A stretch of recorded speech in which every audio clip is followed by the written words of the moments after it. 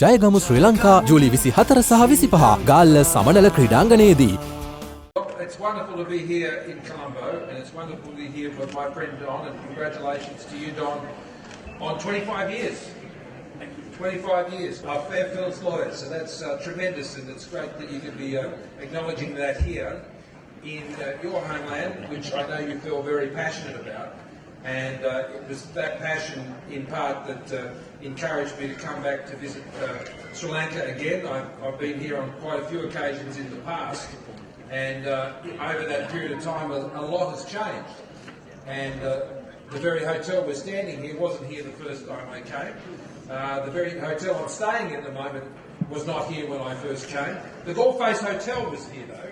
I'm not that old, but, and we were able to visit there yesterday afternoon. It's a wonderful, rich, exciting city, Colombo.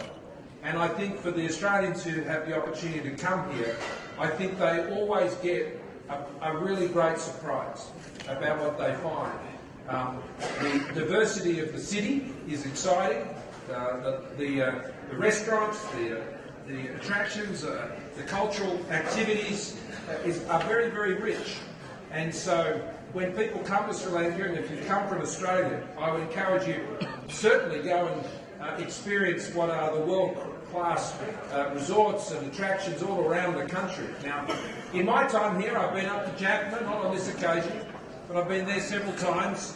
I've even been to Kilinochie and had a curry in Kilinochie with some old colleagues at the time, and been here in Colombo and over in Trincomalee.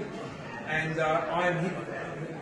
the Admiral, who was the Australian, the Ambassador of Australia, was here with us tonight, as was others who I met when we gifted a boat class vessel here to Sri Lanka many years ago.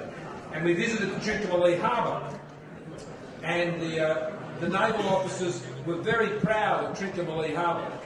And they said to me that Lord Nelson said that Trincomalee was the best harbour in the world. And I said, well, I believe that's true, but Lord Nelson never visited Sydney. If he'd had that opportunity, maybe he would have formed a different view. But I must admit, having been to Trincomalee, it is an absolutely remarkable place. And I think that's what Australians find when they come here, about the diversity of what's on offer. And I'm certainly looking forward to enjoying that with my family over the next few days. But the other reason I came to Sri Lanka, at Don's urging, was to show some solidarity with Sri Lankans.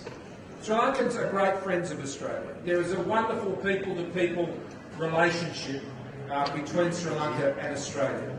And it's warm, it's real, it's across all the things we love: cricket, food,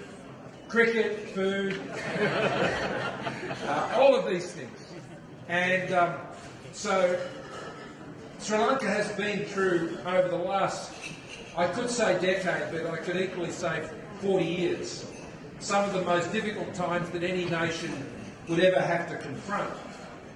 And what struck me about the people of Sri Lanka, and my dear friends from Sri Lanka, many of whom are here tonight, has been the resilience of the Sri Lankan people. Despite what is thrown at you, you love life, you love your families, you love your communities, you love your country, you stand by it, you stand by each other, you push through, and that's what gives me a lot of optimism about Sri Lanka.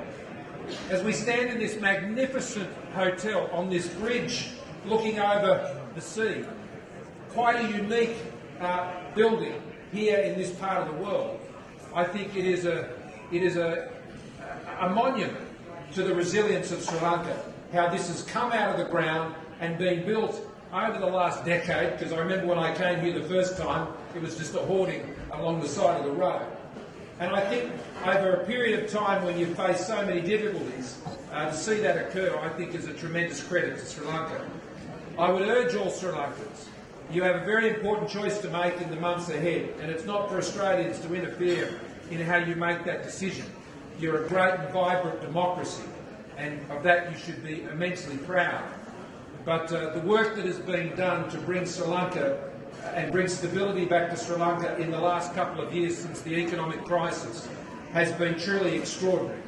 It has been courageous, It has involved great sacrifices by the people of Sri Lanka and some courageous decision-making by your President, who came into that office in some ways reluctantly, but was the man for the time to come and step up for his country as he's done over many times before. The President and I have met on many occasions over the last decade or more. And so I pay credit to his leadership here in his time over such a difficult period, and to put Sri Lanka in a place where you can go forward. But how you do that is up to you. You'll make that decision in the next few months. But what I'd urge you to do is to stick to the plan, to stick to that commitment and resilience for which you are well known. I have great faith in the entrepreneurialism and the energy and the vibrancy of the people of Sri Lanka, and it's on display all around the city and all around the country. With what you've been able to achieve, you will only go on to achieve even more. But to do that, you need a strong economy, you need a stable democracy, and you need to be close to your friends and partners like Australia and others who will always want to see you be successful and enjoy the sovereignty which you fought so hard for. So with that, Don, can I say thank you for the welcome that you've given me here tonight.